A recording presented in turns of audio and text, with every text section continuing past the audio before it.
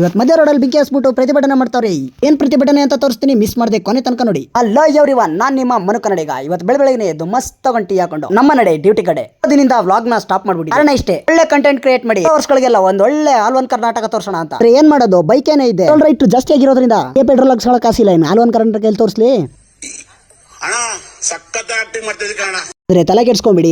All one Karnataka ತೋರಿಸ್ತೀನಿ. ಅದಕ್ಕೂ ಮುಂಚೆ ನಾನು ಫಾಲೋ ಮಾಡ್ಕೊಳ್ಳೋದಂತೂ ಮರಿಬಿಡಿ. ಅದಕ್ಕೂ ಮುಂಚೆ ಈ ವಿಡಿಯೋನ ಕೊನೆ ತನಕ ನೋಡಿ. ಬೆಳಗ್ಗೆ ಒಂದು ರೀಲ್ಸ್ ಮಾಡ್ಕೊಂಡು ನೆಮ್ಮದಿಯಾಗಿ ಕೂತಿದೆ. ನಮ್ಮ ಮ್ಯಾನೇಜರ್ ಬಂದ್ಬಿಟ್ಟು ಎದ್ದೋಗಪ್ಪ ಫೀಲ್ಡ್ಗೆ, ಇನ್ನೂ ಟೈಮ್ ಆಗಿಲ್ವಾ ಅಂತ ಹೇಳಿದ್ರು. ಏನ್ ಮಾಡೋದು ಅಂತ ಅಂದ್ಬಿಟ್ಟು ನಮ್ಮ ನಡೆ ಫೀಲ್ಡ್ ಕಡೆ ಡ್ಯೂಟಿಗೆ ಹೋಗ್ತಿರ್ಬೇಕಾದ್ರೆ ಏನೋ ಪ್ರತಿಭಟನೆ ಮಾಡ್ತಾವ್ರೆ ಅಂತ ಅಂದ್ಬಿಟ್ಟು ಗಾಡಿ ಸೈಡ್ಗೆ ಹಾಕ್ದೆ. ಏನ್ ಪ್ರತಿಭಟನೆ ಮಾಡ್ತಿದ್ರು ಅಂತ ನನಗೂ ಗೊತ್ತಿಲ್ಲ, ನೀವು ಕೇಳಕೋಗ್ಬಿಡಿ. ದೇವ್ರು ನಿಂಗೆ ಒಳ್ಳೇದು ಮಾಡ್ತದ, ನಿನ್ ಜನ್ಮಕ್ಕೆ ಹೋಗೋ. ಡ್ಯೂಟಿ ಮುಗಿಸ್ಕೊ ಹೋಗ್ತಿರ್ಬೇಕಾದ್ರೆ ನಮ್ಮ ಫಿಲಮ್ ಹೀರೋ ಸಿಕ್ಕಿದ್ರು. ಮಾತಾಡ್ಸ್ಕೊಂಡು ಹೋಗ್ತಿರ್ಬೇಕಾದ್ರೆ ನನ್ಗೊಂದು ಬಗ್ನಿ ಗುಟ ಹೊಡೆದ್ಬಿಟ್ರು. ಏನಪ್ಪ ಅಂತಂದ್ರೆ ನಿಮ್ಮ ಹುಡುಗಿ ಹೆಂಗಿದ್ದಾಳೆ ಅಂತ ಅಂದ್ಬಿಟ್ಟು ಅದಕ್ಕೆ ನಾನು ಹೇಳಿದ್ದಿಷ್ಟೇ,